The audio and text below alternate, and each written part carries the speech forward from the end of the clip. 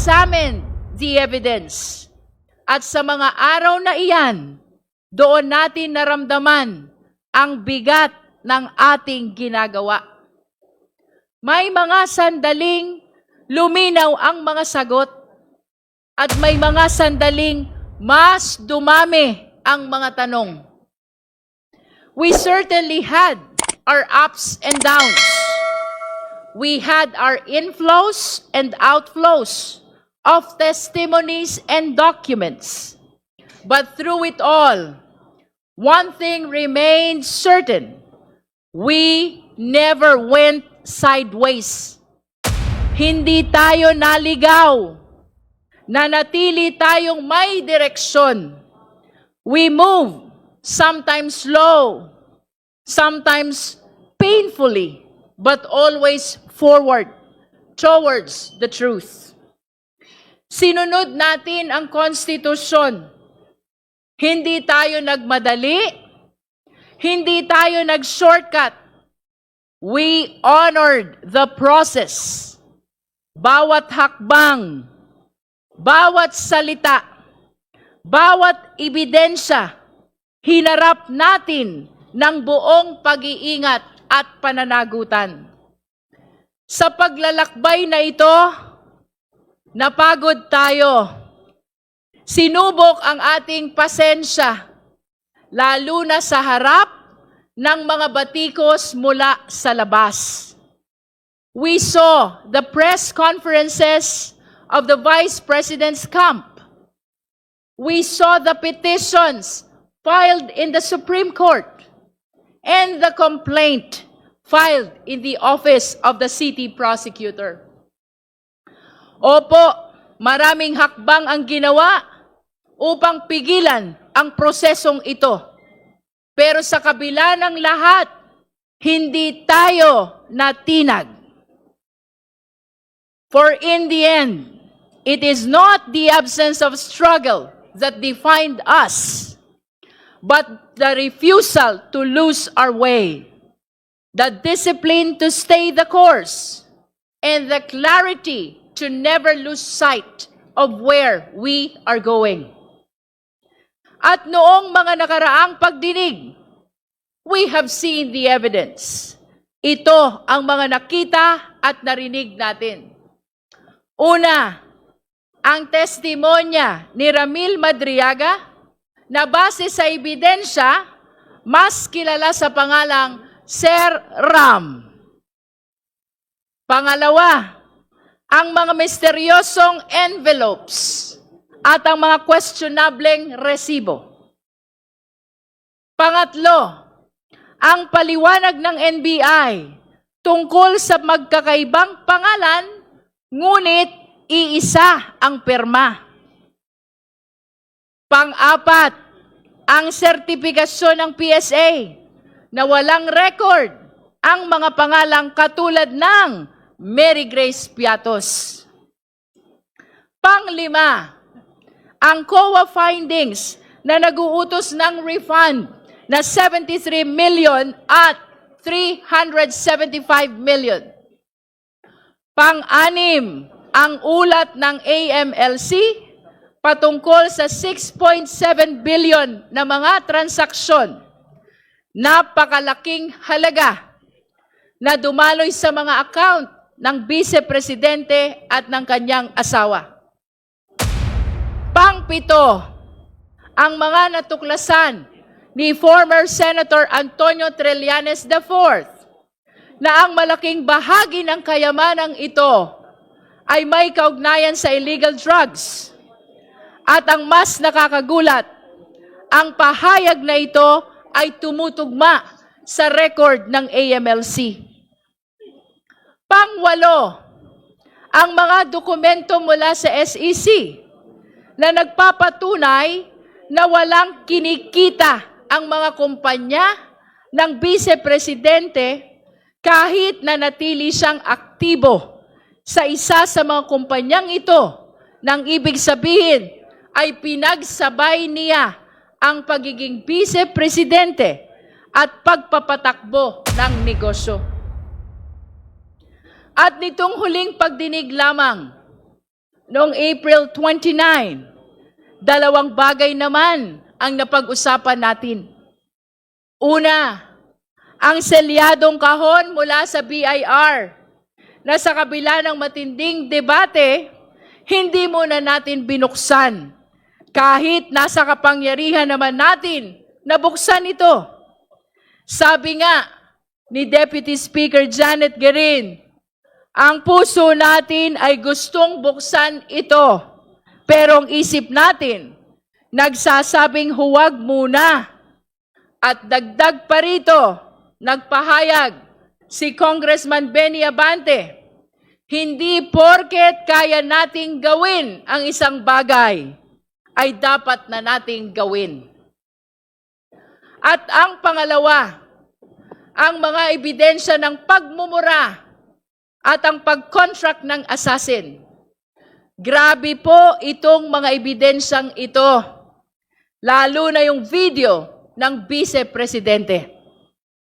Kong Laila de Lima described it perfectly when she said, noong gabing iyon, nakita natin ang totoong Sara Duterte. Nanlilisik ang mata, halos bumula ang bibig, at lumabas ang dugo sa tenga dahil tila ba sasabog na ang kanyang ulo sa galit. At that point, Congresswoman Janice Digamo once again shared her own painful experience as a victim of political violence herself. Pinaalala niya sa atin na ang banta ng pagpatay ay hindi biro. Ito ay seryosong panganib sa buhay ng tao. Yan po ang lahat ng natalakay natin at pinag-aralan natin lahat ito. Sinuri ang bawat anggulo, katulad ng paalala ni Congressman Brian Poe noong nakaraang pagdinig. Seryoso ang tungkulin nating ito at dapat tratuhin ito na may kaukulang respeto. At sa gitna ng lahat ng ebidensyang ito, sa kabila ng lahat ng diskusyon natin, may isang bagay na hindi nagbago. Ang upuan, ang bakanteng upuan.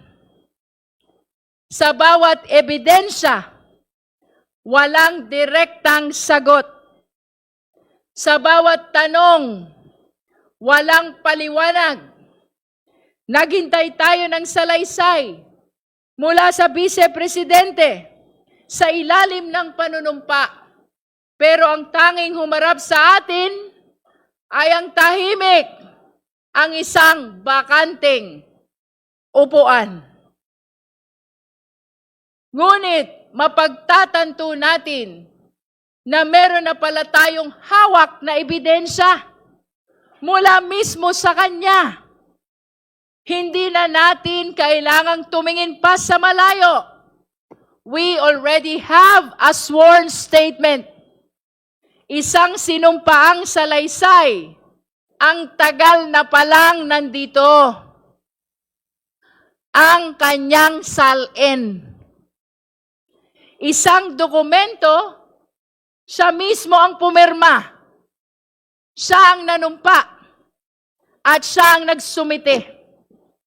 At malinaw ang nakasaad doon. Walang cash o cash deposit. Ngayon, itabi natin ang salin na iyon sa lahat ng ebidensyang ating naipon. Doon lumabas ang tanong na hindi na natin matatakasan.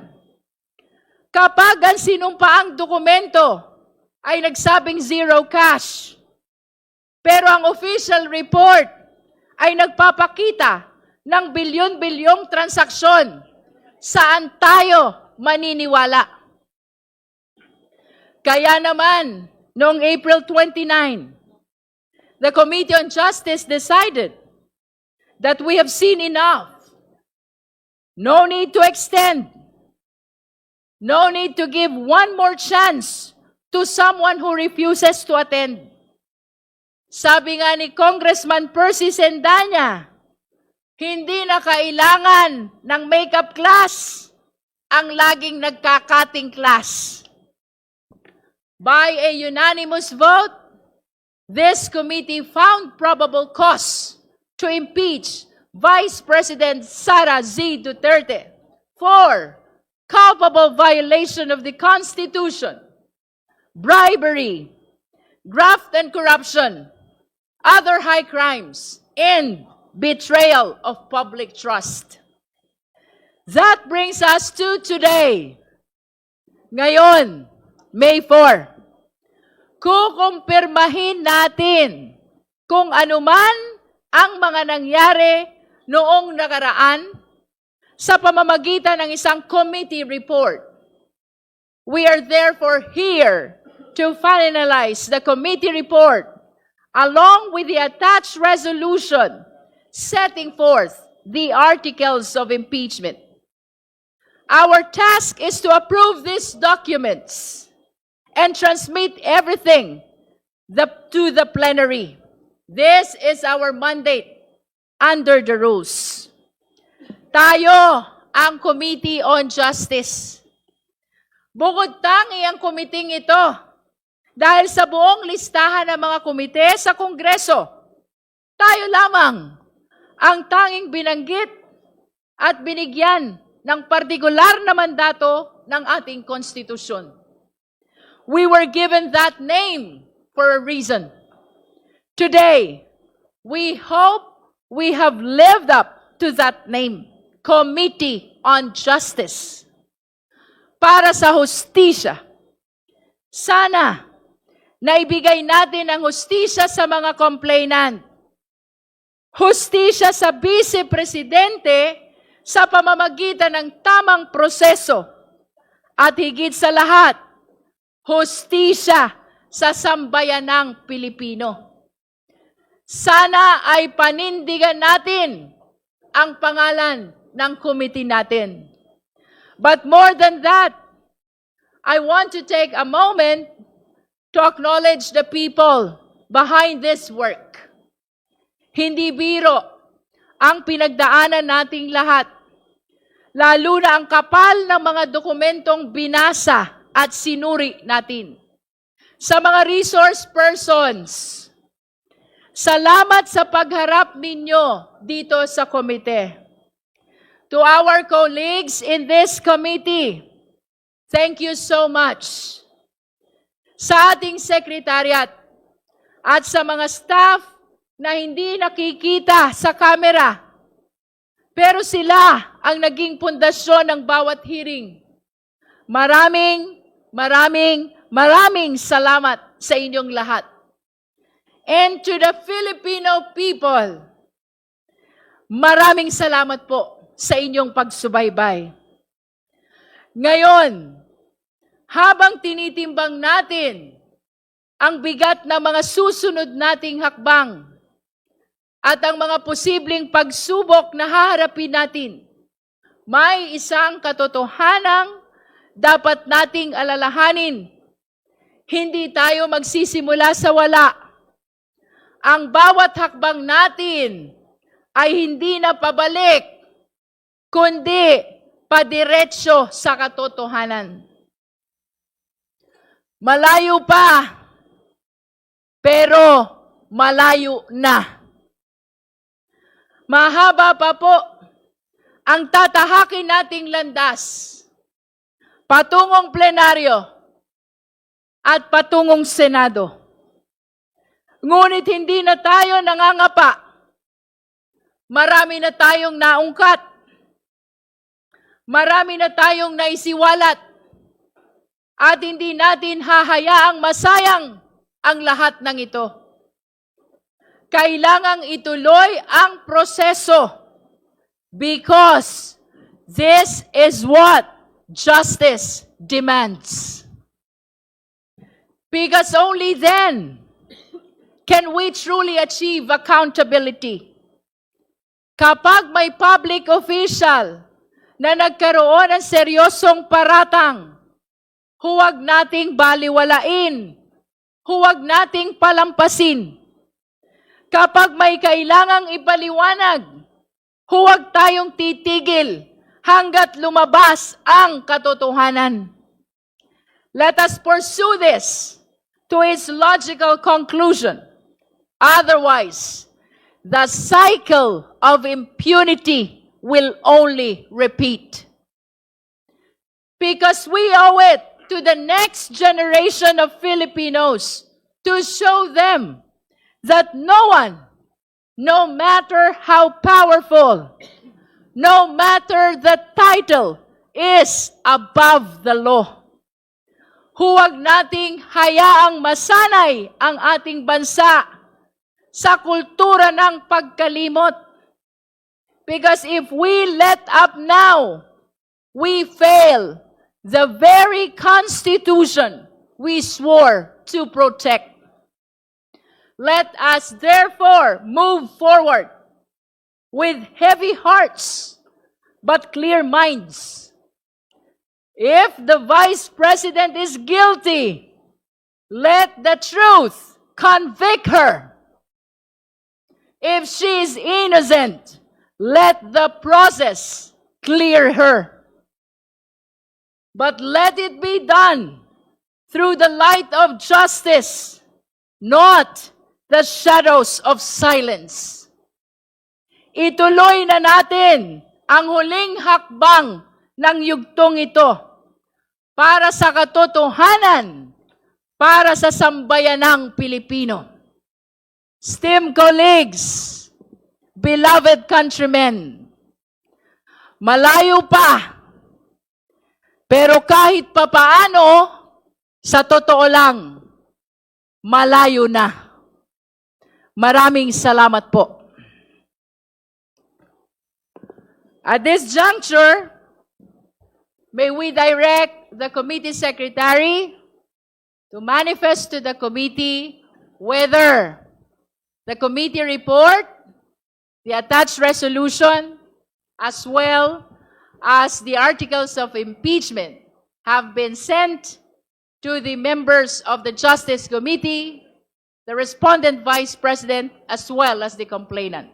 Comsec.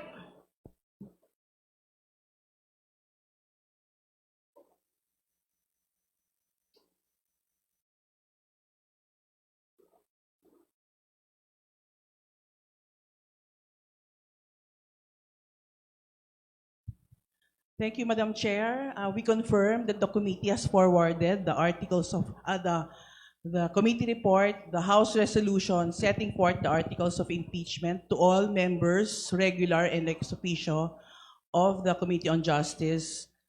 However, we have not furnished the complainants and counsel, respondent and counsel of copies of the same, and we intend to do that after the same has been approved and by the committee, and the number of the resolution has already been inputted in the copy of the same.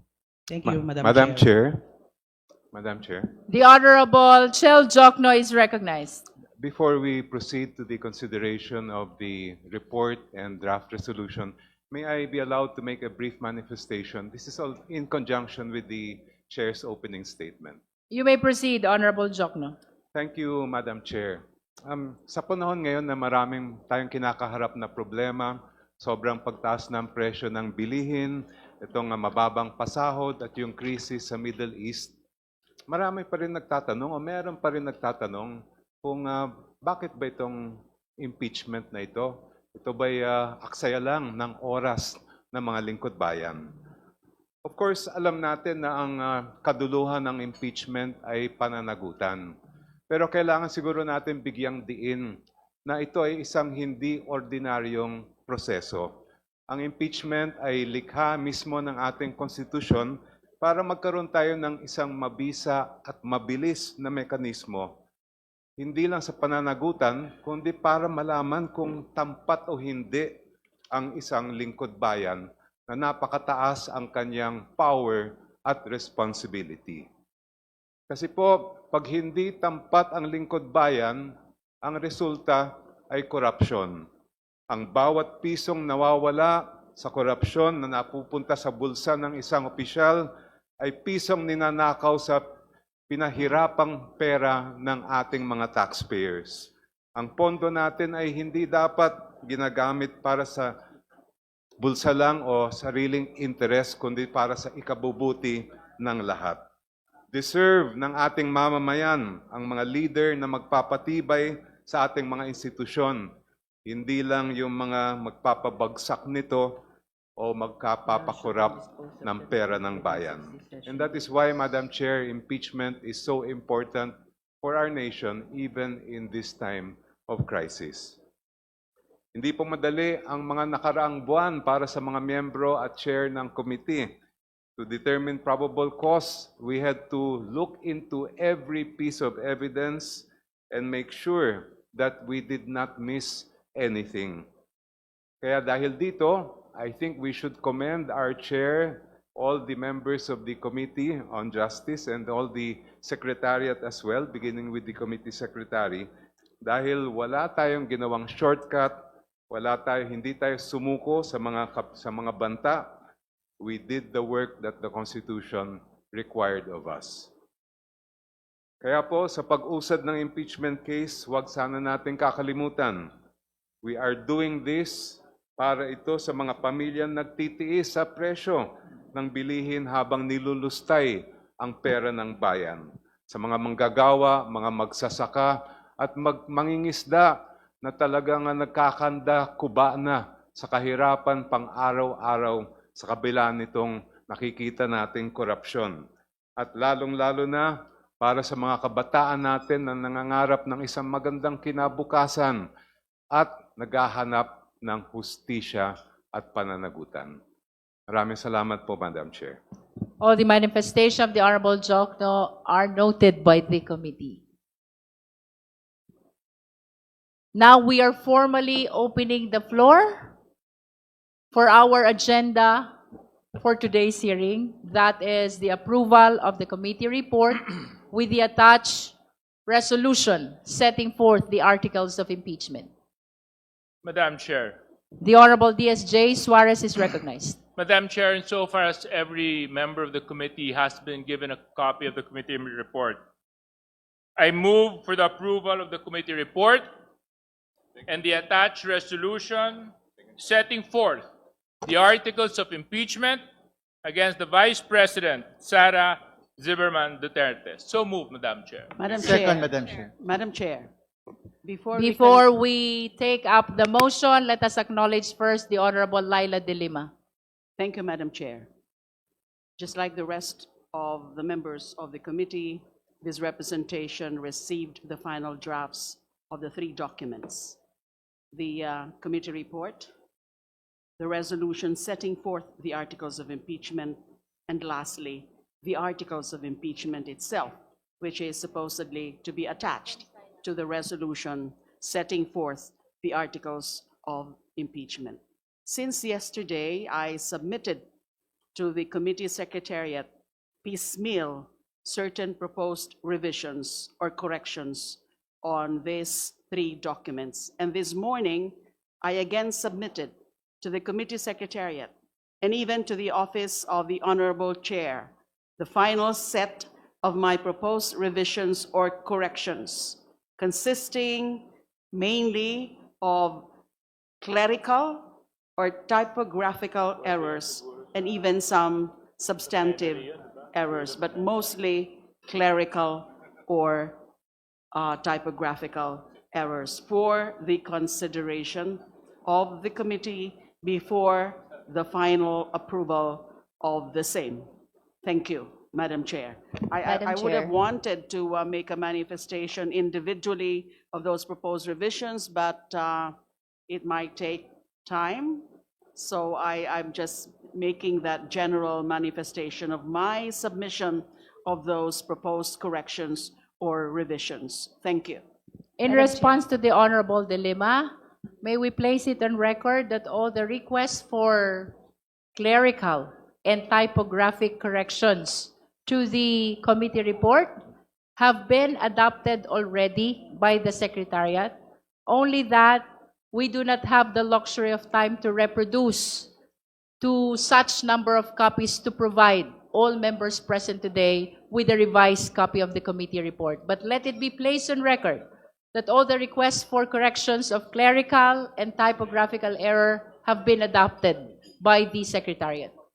Madam The Honorable Chair, Jokno is recognized. Madam Chair. I have a few substantive matters I'd like to move for Amendment 2 insofar as both the report and the attached articles are concerned.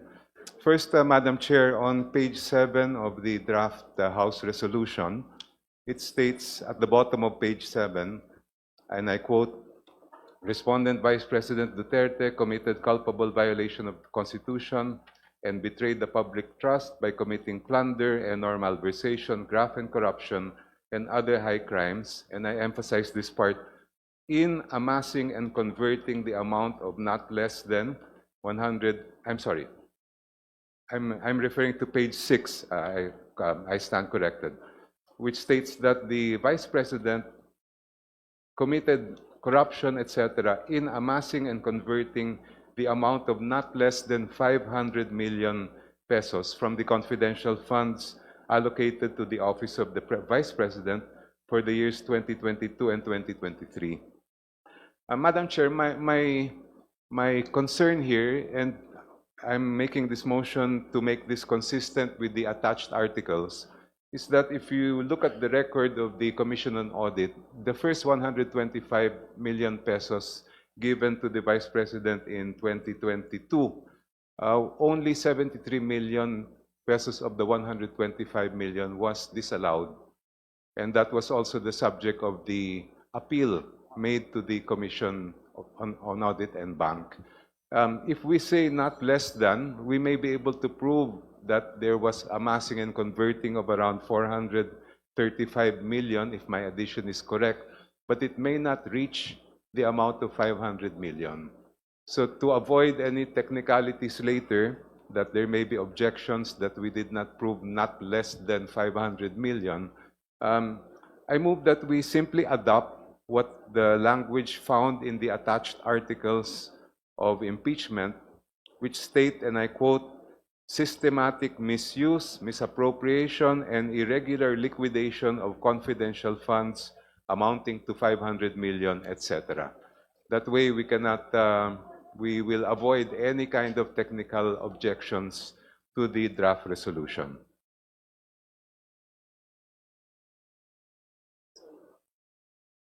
I so move, Madam Chair.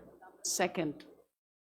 There is a motion to adopt the change of language in the articles of impeachment as cited by the Honorable Jokno. The same has been seconded.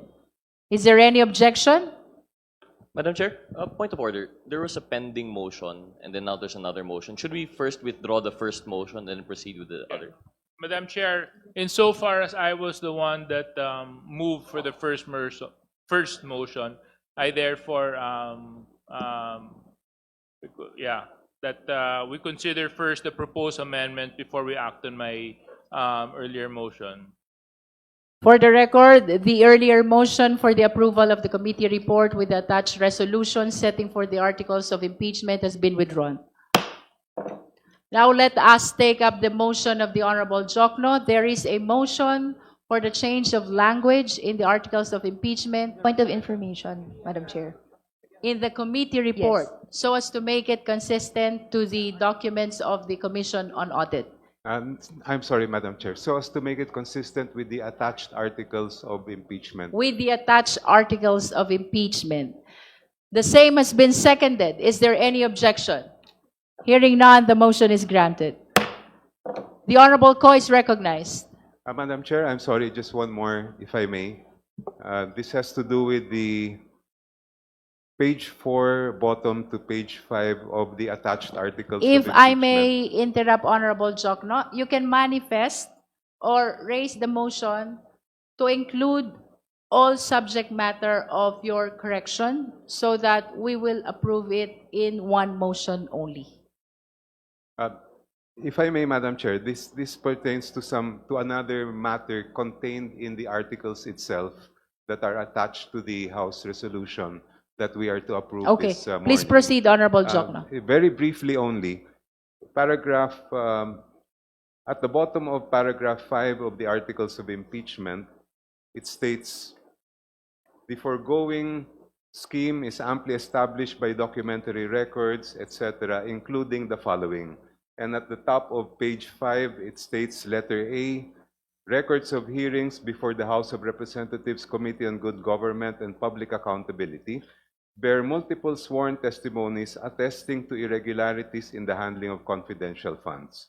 Witnesses testified, among others, that special disbursing officers merely release funds upon instruction without knowledge of their ultimate use, that officials were made to sign liquidation reports without being shown supporting documents, and that the alleged beneficiaries of certain expenditures categorically denied receiving any funds.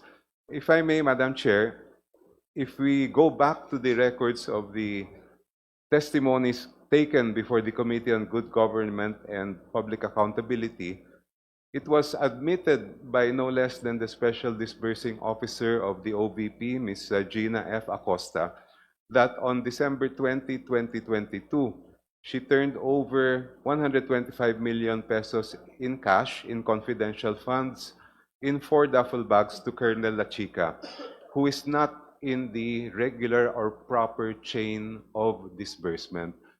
I would move, Madam Chair, that we simply add the term to persons outside the proper disbursement channels at the end of after the comma. I quote, witnesses testified, among others, that special disbursing officers merely release funds upon instruction to persons outside the proper disbursement channels without knowledge of their ultimate use. So just that phrase, Madam Chair. I so move. Second. The hearing is temporarily suspended. Suggest that and move that the following amendment be made. Instead of saying Respondent Vice President Duterte committed the foregoing impeachable offenses through the following acts as alleged in the Sabaya complaint, to make it clear, I move that we substitute that with the following. That the Sabaya et al. Complaint alleged that Respondent Vice President Duterte committed the foregoing impeachable offenses. That way, we do not have any more to change what is found in the succeeding paragraph below. Yung pong kanina pinag-usapan natin, amass and convert, we can retain that and just simply amend the first paragraph that I just mentioned. Thank you, Madam May Chair. I request the Honorable Jokno to kindly withdraw first the earlier motion? I respectfully withdraw the earlier motion to amend that portion stating amassing and converting. And I now move, Madam Chair, that we amend the earlier paragraph. I will read it as written in the resolution. Respondent Vice President Duterte committed the foregoing impeachable offenses through the following acts as alleged in the Sabaya et al. Complaint.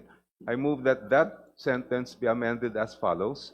The Sabaya et al. Complaint alleged that Respondent Vice President Duterte committed the foregoing impeachable offenses through the following acts, colon. Second motion. Second. Parliamentary inquiry.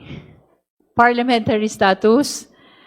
There is a withdrawal of the earlier motion. That is the replacement of the word amass. The same has been withdrawn. Now we have a motion to replace the heading with the Sabaya et al. Complaint alleged that the Vice President committed the following impeachable offenses. The same has been seconded. Is there any objection? Hearing none, the motion is approved. Any other concern from the members? The Honorable Madam Laila de Chair. Lima. Thank you, Madam Chair. Earlier, what I manifested and pointed out are certain clerical or typographical errors and even some minor revisions as to matter of style. And it was also announced by the Honorable Chair that all of those proposed revisions or amendments that I submitted to the Committee Secretariat and the Office of the Chair this morning were already adopted. I detected also a substantive matter, Madam Chair. Nabanggit po kanina ng ating chair na base sa SEC record nananatiling shareholder si VP Sara sa isang kumpanya kahit siya vice-presidente. Based on the records submitted by the SEC, it is clear that the Vice President was listed as a stockholder of Metro City Chow Foods Corporation in 2016. Additionally, the Vice President was listed as a member of the Board of Directors from 2016 until the latest SEC filing in 2025. I submit that the continued listing of the Vice President as member of the Board of Directors of Metro City Chow Foods Corporation, even after her assumption to office as Vice President, constituted a violation of Section 13, Article 7 of the Constitution by participating in business during her tenure as Vice President. Malinaw po yan, the Section 13, Article 7. May I just quote some of the portions, the relevant portions, Section 13. The President, Vice President, the members of the Cabinet, and their deputies or assistants shall not, unless otherwise provided in this Constitution, hold any other office or employment during their tenure. They shall not, during said tenure, directly or indirectly, practice any other profession, participate in any business, etc., etc. Must not participate in any business. Accordingly, Madam Chair, I propose and move that a subheading under Article 2 of the Articles of Impeachment be inserted on page 10. Pagkatapos po ng subheading B, kasi so far in the current version of the Articles of Impeachment, meron pong dalawang subheadings under Article 2, A and B. May I propose to add a subheading C, letter C, failed to divest all her business interests based on the records of the Securities and Exchange Commission, or SEC, during her tenure as Vice President for the years 2022, 2023, 2024, and 2025. Also, accordingly, the following allegations must be added after the last paragraph of page 20. Dun pa rin po yan sa Articles of Impeachment. Respondent failed to divest all her business interests based on the records of the SEC during her tenure as Vice President for the years 2022, 2023, 2024, and 2025. And I must say, Madam Chair, that all other relevant provisions or relevant portions of the committee report, the resolution, and the articles of impeachment be made or be revised to include this point, this matter about the respondent failed to divest all her business interests based on the records of the SEC during her tenure as Vice President for the years 2022, 2023, 2024, and 2025. I so move. Second, Madam Chair. There is a motion to add to Article 2 of the Articles of Impeachment the non-divestment of the Vice President of her business interest from 2022 to 2025, including in all parts of the said article. The same has been seconded by the Honorable Zamora. Is there any objection? Madam Chair, also the committee report and the resolution, just the relevant portions where pwede pong ipasok itong sentence na ito, itong part na po, itong matter pong ito about failure to divest. The motion to amend pertains to both the articles of impeachment and the committee report, for as long as there are relevant portions where the non-divestment of business interest must be stated. The said motion has been seconded by the Honorable Zamora. Is there any objection? Hearing none, the motion is approved. Madam Chair,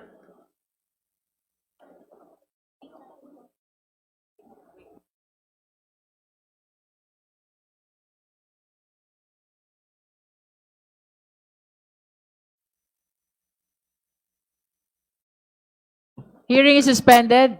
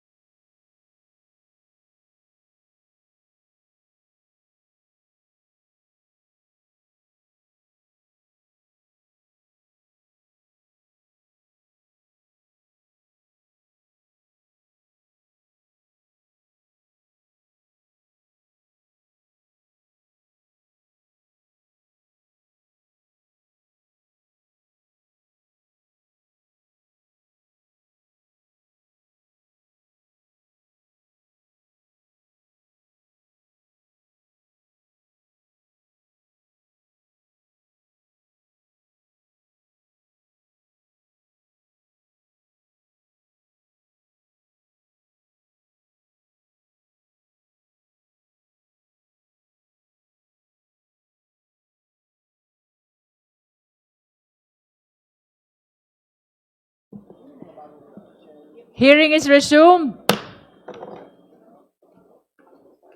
Madam Chair. The Honorable Tino. Madam Chair, I propose just an addition to the articles of impeachment, if I may, Madam Chair. What article, to be specific? I mean, just the wording in page 4. This is regarding the confidential funds, where it says, witnesses testified, among others, that special disbursing officers merely released funds upon instruction. I just propose that we add upon instruction of the respondent. Para malinaw po, kasi yun ang pinaka-importanting detalye dyan. Yun lang po, Madam Chair. I so Can you move. formalize? Okay. There's a motion to insert in the discussion of confidential fund in the articles of impeachment the phrase upon instruction of the Vice President. Second. The same has been seconded by the Honorable Zamora. Is there any objection? Hearing none, the motion to add is granted. Madam Chair, The Honorable DSJ Suarez. insofar as we have acted on all the proposed amendments of our colleagues, again, I move for the approval of the committee report, the attached resolution setting forth the articles of impeachment against the Vice President Sara Z. Duterte as amended. So moved, Madam Chair. Second, Madam Chair. There is a motion to approve the committee report with the attached resolution setting forth the articles of impeachment against the Vice President as amended. The same has been seconded. Is there any Madam objection? Chair, Madam Chair, just a bit of an amendment to the motion.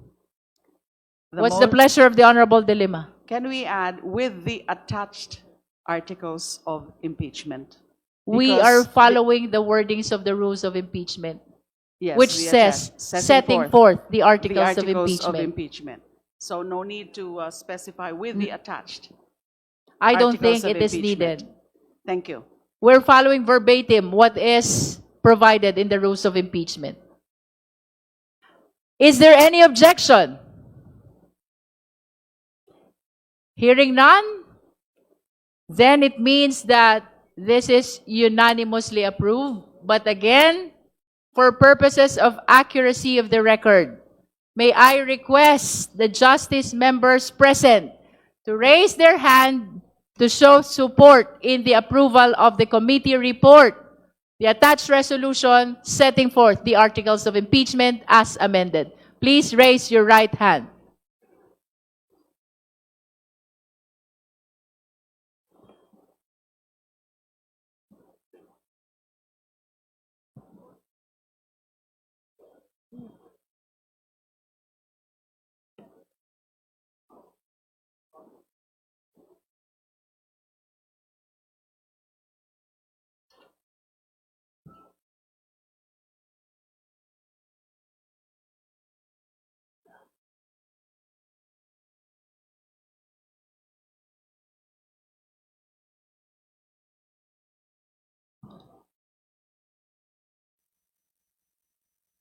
Oops.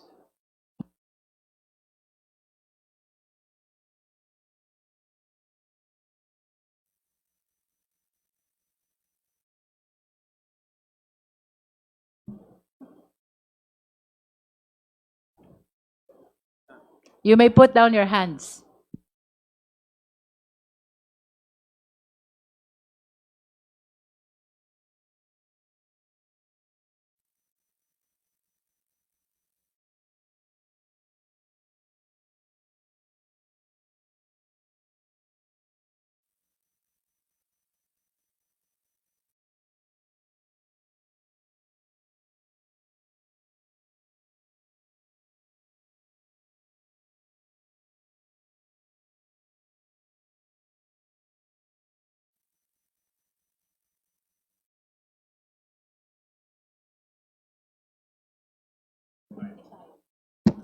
Let it be placed on the record that 55 Out of 55, Justice members physically present manifested their support to the approval of the committee report, to the attached resolution setting forth the articles of impeachment as amended.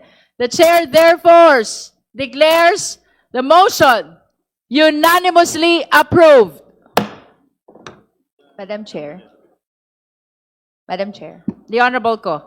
Madam Chair, may I briefly explain my vote and express a reservation?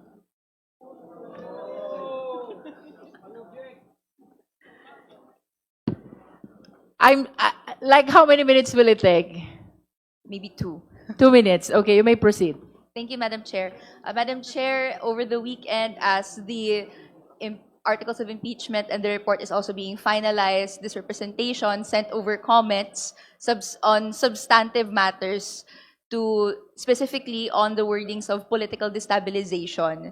So while this representation is gladdened to have some of its comments taken in consideration in the final complaint, at the end of it, I'd just like to express on the floor my reservation in the use of the words political destabilization in the subheadings, treating it as a crime in the same vein as grave threats or inciting to sedition. And my last manifestation, Madam Chair, is at the end of the day, this representation cannot agree to the inclusion of the act, quote-unquote, inciting to sedition as forming the grounds of impeachment.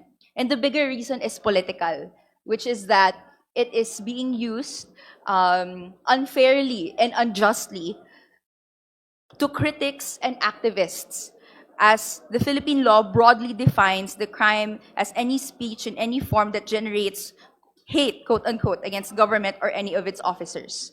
There have been instances in previous cases wherein inciting to sedition was used, where it is said that, quote, if it arouses among its viewers a sense of dissatisfaction against the duly constituted authorities, specifically in the case of Bicoy versus Duterte, this is already inciting to sedition. And this is why, Madam Chair, I have reservation in the use of that. And I believe it is already sufficient that the crime of grave threats to President Marcos Jr. and to public scrutiny in general, security in general, should be enough. But nonetheless, this representation voted yes to the articles of impeachment. That is all, Madam Chair.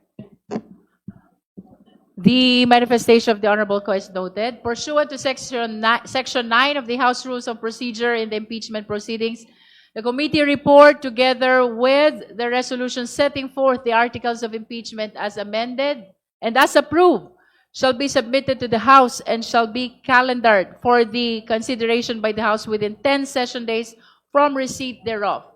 In this regard, the committee secretariat is directed to provide copy of the approved committee report with attached resolution setting forth the articles of impeachment to the respondent Vice President, the complainant, as well as the members of the Justice Committee. So ruled. May I solicit the necessary motion? Madam Chair, The Honorable D.S. Janet Garin, move to adjourn. considering that we have approved already the committee report, the articles of the attached resolution setting forth the articles of impeachment, we are now adjourning the impeachment proceeding of the Justice Committee. The hearing is adjourned.